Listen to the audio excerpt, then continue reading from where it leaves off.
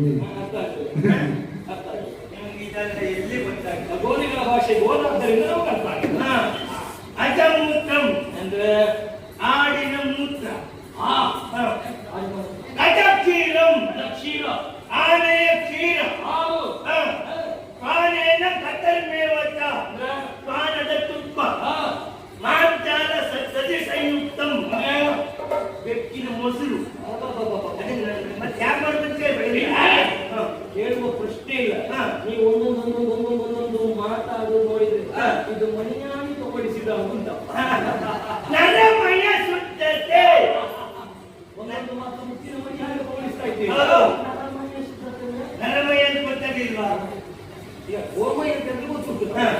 ನರಮಯ, ಈ ಗೋಮಯ ಇದ್ದಾಗೆ ನರಮಯ, ನರರ ಒಂದು ಕೆಲಸ ಮಾಡೋಣ.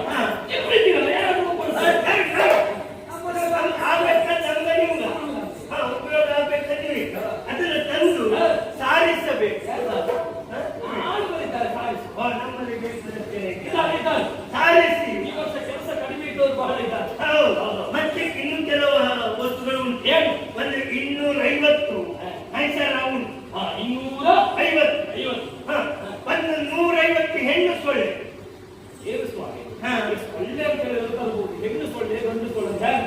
ಹೆಣ್ಣು ಸೊಳ್ಳೆ ಹುಡುಕ್ಲಿಕ್ಕೆ ಭಾರಿ ಅನುಕೂಲ.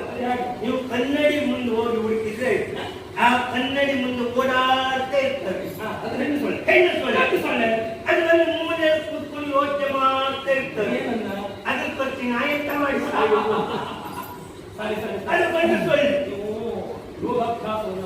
ಹೌದು, ಇಷ್ಟನ್ನು ತಂದು ಕೊಟ್ಟರೆ ನಾವು ಯಾಗವನ್ನು ಮಾಡ್ತೇವೆ.